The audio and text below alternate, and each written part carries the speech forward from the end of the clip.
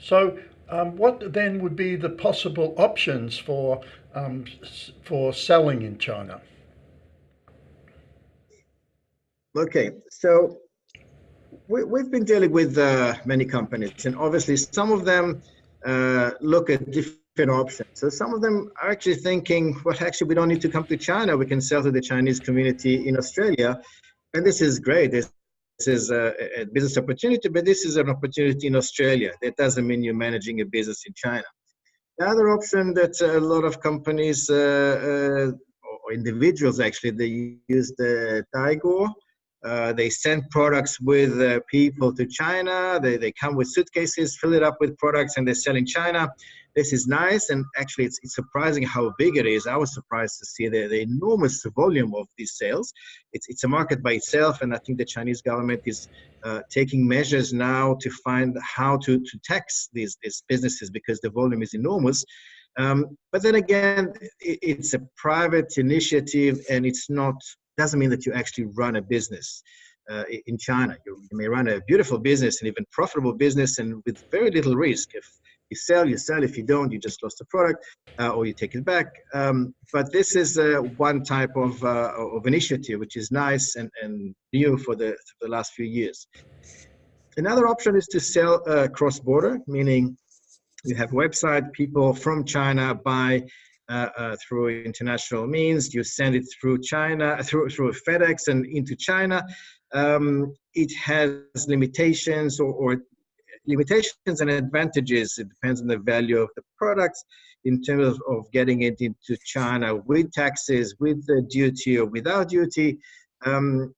This is nice and beautiful business. Again, it doesn't mean that you're actually operating in China and having a business in China. You have a business in Australia, and if you're lucky, you have a lot of clients from China, and then they deal with the duty, which is good because they don't need to deal with it. And this is, again, relatively risk-free business with China, but it's not qualified under us as business in China.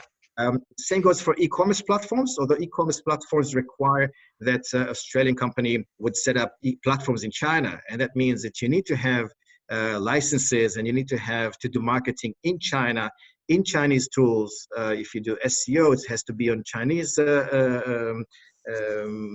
tools, not Google, because Google doesn't work here. So it has to be Baidu and other search engines.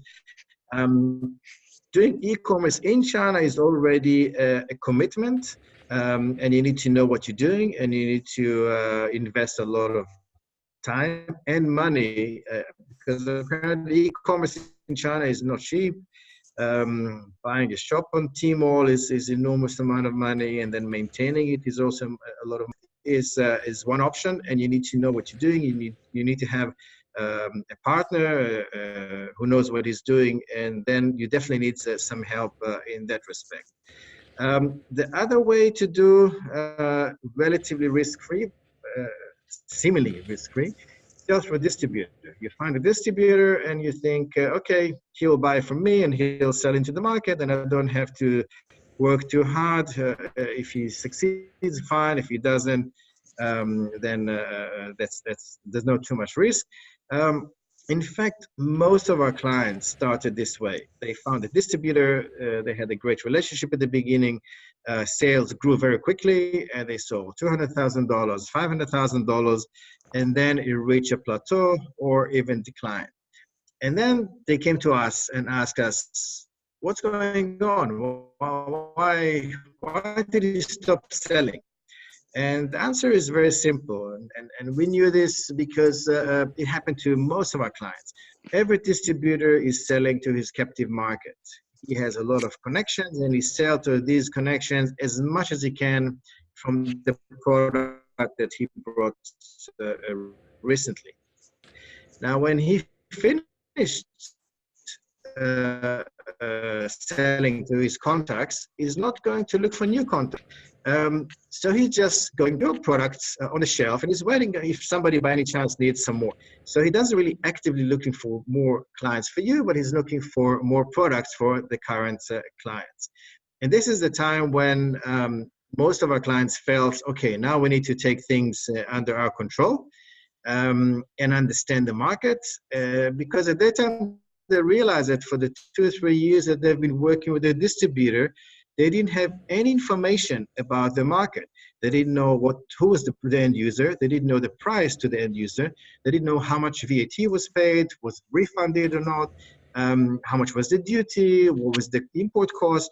They didn't know anything about the market. They just sold to the distributor and realized that okay, they were happy that somebody sold the goods to them, but they had no information. And this is the time when the foreign companies say, okay, now we take things into our hands and now we set up our operation. And now there comes to several questions how to do it. And we can discuss the different options how to operate in China.